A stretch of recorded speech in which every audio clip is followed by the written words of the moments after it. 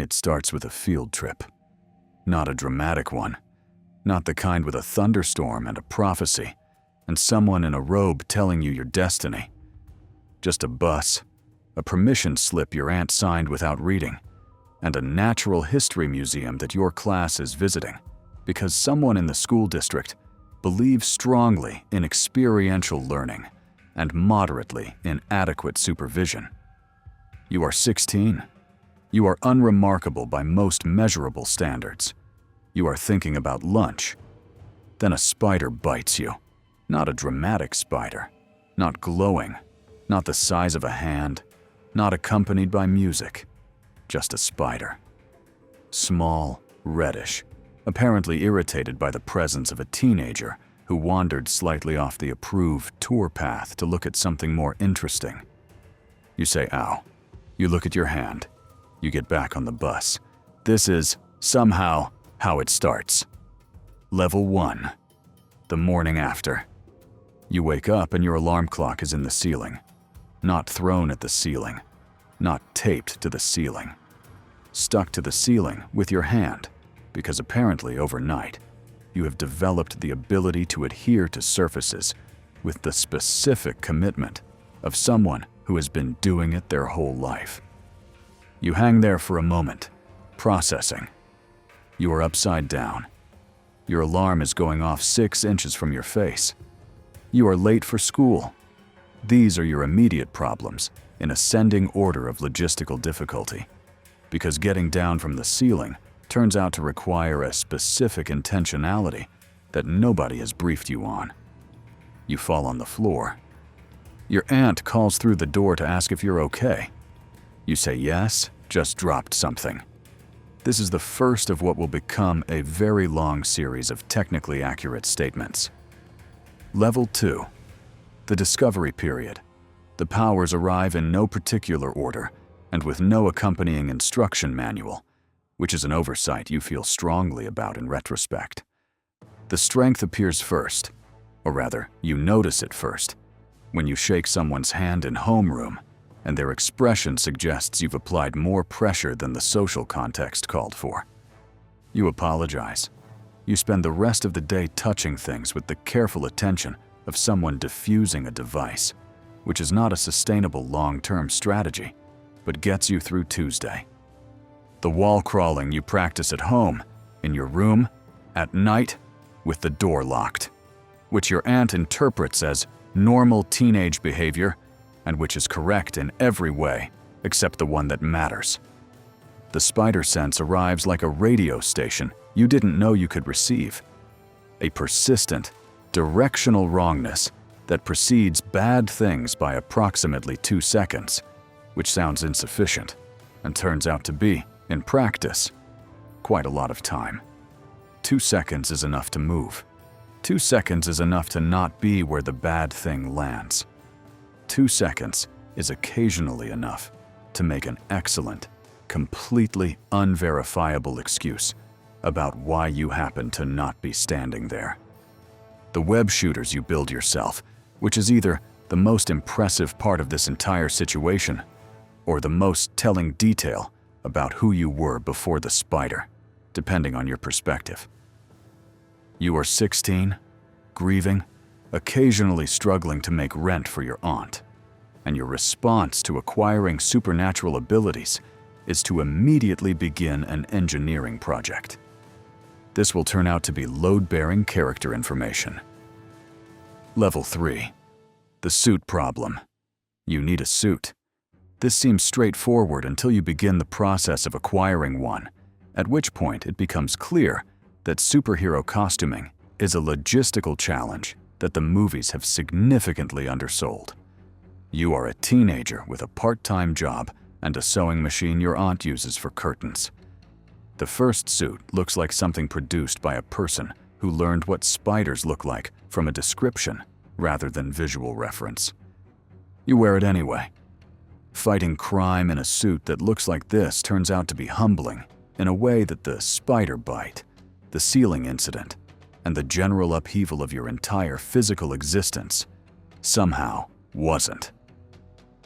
The criminals you stop are not cowed by your appearance. They are, in at least 2 documented cases, briefly confused by it, which achieves the same result, but through a different mechanism. You improve the suit iteratively, which is a technical way of saying you make it less embarrassing, one small piece at a time. The mask stays. The mask was always right. The mask is the one design decision you made correctly on the first attempt, and you will spend years appreciating this because everything else required significant revision. Level 4. The physics of this. Nobody tells you about the physics. Swinging between buildings on a web line is, from the outside, graceful. From the inside, it is applied mathematics happening at speed, with immediate physical consequences for incorrect answers. The arc of a swing is a pendulum problem. The release point determines the trajectory. The trajectory determines the landing. The landing determines whether you arrive somewhere heroically or through a window you didn't mean to enter. You go through several windows you didn't mean to enter. The owners are uniformly startled. You apologize and leave quickly, which is easier than explaining the situation and also faster. And speed has become something you value highly, since it is currently your primary alternative to a coherent explanation. Your body adapts faster than your brain does, which creates a specific gap where your instincts are significantly more competent than your understanding of your instincts. You stop thinking about the physics and start feeling it, which the engineers among you would find troubling, and which turns out to be the only approach that actually works. By month 3, you can cross the city in 8 minutes. You do not tell anyone this. There is nobody to tell, which is its own thing, a thing you've decided to examine later. In the folder, you've mentally labeled things to think about when the city is safe. The city is never entirely safe. The folder stays closed. Level 5. The weight of the mask. Here is what they don't tell you about secret identities. They are a full-time job inside your full-time job, inside your actual life. You are a student. You have homework. You have an aunt who deserves more of your time than she gets. You have a best friend who has noticed you're distracted and attributed it generously to grief, which is not wrong, but is not complete. You have a part-time job you are increasingly bad at keeping because emergencies don't schedule themselves around your shift. You get fired twice? You blame a family situation both times, which is technically accurate in that your family situation involves your aunt living with someone who swings between buildings and occasionally comes home at 3 a.m. with bruised ribs and web fluid in their hair. The bruised ribs you explain as gym. Your aunt suggests you take it easier at gym. You say you'll try. You do not try. The city keeps having problems, and you are, unfortunately, the person best positioned to address them, which is a sentence that sounds like a compliment and functions like a sentence. You develop the specific exhaustion of someone who is never fully off. Every siren is a question. Every distant alarm is a potential obligation. You eat lunch with one ear tuned to a frequency that your friends can't hear. You sit through classes calculating response times to locations you can see from the window. You are 17 and you are tired in a way that has no appropriate reference point in your peer group. You swing home at midnight and sit on a rooftop and look at the city and feel something that is equal parts responsibility and resentment and love, all pointed at the same place, all completely unresolvable.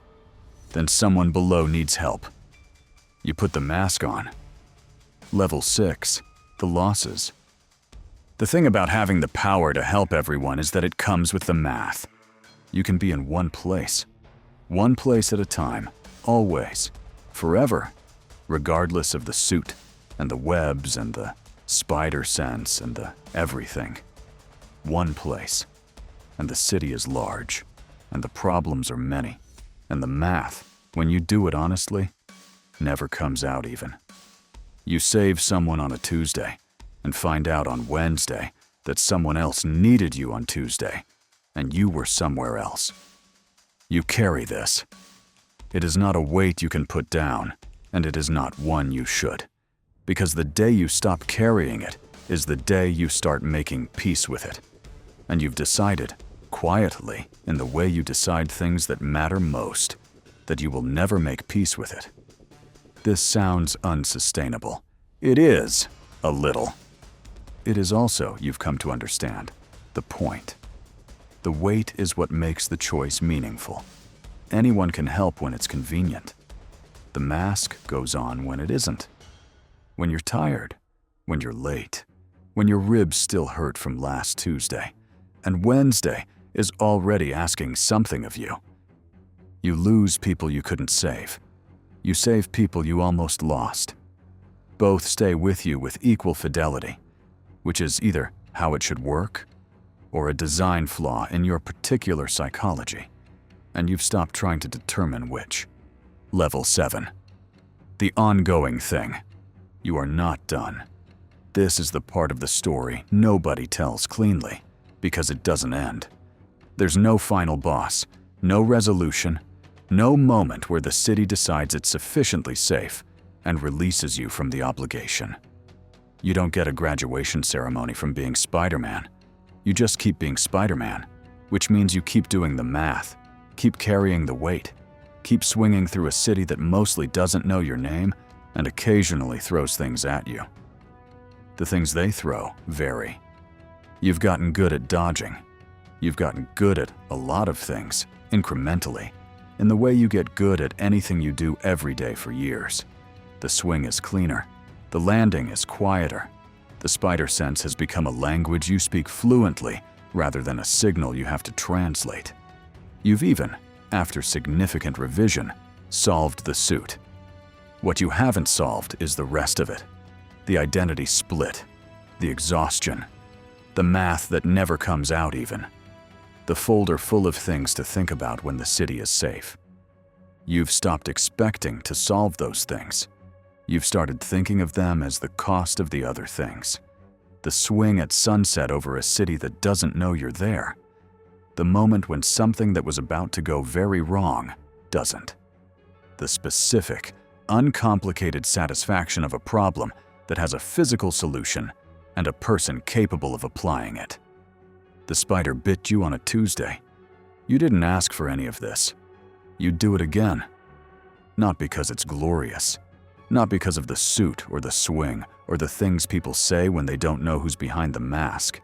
Because the city is large and the problems are many, and you are, still, the person best positioned to help. The math never comes out even. You do the math anyway.